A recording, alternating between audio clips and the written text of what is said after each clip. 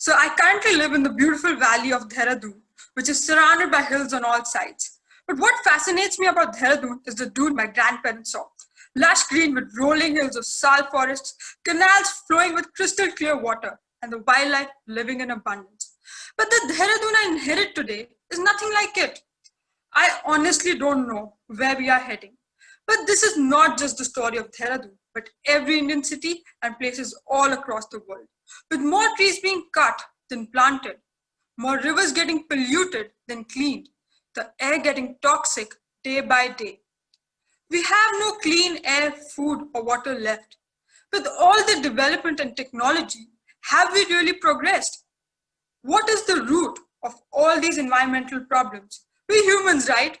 A constant desire for consumption. Yes, consumption. I'll give a small example of an aluminium foil. Now, most of us pack up food with the aluminium foil, right? We use it for a short duration and throw it in the bin. End of story.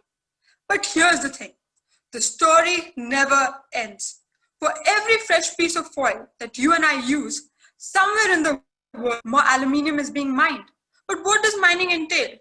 Blasting a mountain, cutting down a forest, and ruining an ecosystem for good. But this is not it. The aluminium is then transported, processed, and shipped to our shops, using more resources like energy, water, chemicals, plastic packaging, which again cause more pollution and emissions. And this is the damage that has been done when we have not used the foil itself. Now when we use it, we throw it in the bin. A foil can easily take 100 to 200 years to biodegrade if left in nature. But here too, the foil ends up in a landfill mixed with all kinds of waste imaginable. So we don't know where it ultimately ends up, whether in landfill's toxic potpourri or an animal's stomach or just floating down a river. In short, so much spoil just for a foil. The problem seems complex and never ending, but the solution is very simple. Do no trash. Our grandparents also ate, drank, shopped, did pretty much everything that we do. Yet, there's a huge difference between the way their lifestyles impacted the environment and the way ours does. And as I look deeper, and thanks to the research done at Do No Trash and their inspiring work, I realized we're not just looking at an environmental crisis, but a full-blown health crisis. Plastic is everywhere. From a toothbrush, toothpaste to food packaging, it's there. But did you know that plastic becomes harmful when certain chemical additives like BPA and phthalates are added to give it properties like color, transparency, rigidity, etc. You will find these chemicals in your plastic water bottles, transparent plastic containers, chips packets. The list is endless. These chemical additives are proven to be toxic as they mimic our hormones and cause hormonal imbalances in our body. They easily leach into food and water, leading to diseases like ADHD, autism, thyroid, hyperactivity, depression, etc., which we all know are diseases on the rise as someone or the other we know faces it. As soon as I became aware of this, I felt overwhelmed as to how to solve it.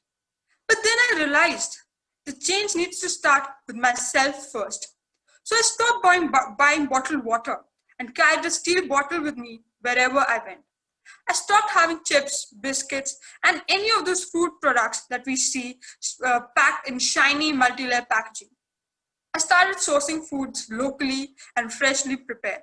From chips to biscuits, I was able to find local, homegrown, and plastic-free options. I cut down on ordering in food. And these are just a few of the changes I made. When I got to know that the sanitary pads I used were made of plastic and contained acetone and bleach, and hearing so many of my friends and loved ones going through PCOD and uterus removal, alarm bells started ringing in my head. I realized for the sake of my own health, I needed to make the change. And thanks to a friend, I was introduced to the menstrual cup, a sustainable menstruation product which is a health-friendly, environment-friendly, and a pocket-friendly option for menstruation. I must say, I've never been in better shape health-wise. In this journey of constant self-change, I realized that what harms nature ultimately harms us, as we are a part of nature. Harming nature is equivalent to self-harm. And that's why living in harmony with nature should be our topmost priority. So basically, refuse, reduce, reuse, recycle, repair, and rot. Refuse is the simplest, I think. It's just about saying no. Reduce. By refusing, we are in turn reducing. We can reduce in other ways too, like taking a bath with a bucket of water instead of taking a shower. Reuse. I think our Indian pocha or the cleaning cloth is the best example of reuse. It starts its journey as a garment and ends as a rag used for cleaning. Recycle. We need to recycle, especially glass and metal. But for how long can we recycle plastic? Our planet already has billions of tons of unrecycled plastic, and we are producing even more plastic now. It's a race where we might not be able to play catch up. Repair. In India, we have cobblers, tailors, electricians, and many others who are the masters of repair. The repair industry is crucial to environment sustainability. And finally, rot. Did you know 70% of our household waste is kitchen waste? Food peels and food scraps, which we mix with other household wastes in the dustbin, which then goes to a landfill, produces methane, and contributes to climate change. Now, this is something we can control at the household level itself by composting. Now, you may say, this is too difficult or too inconvenient considering our modern fast-paced lifestyles.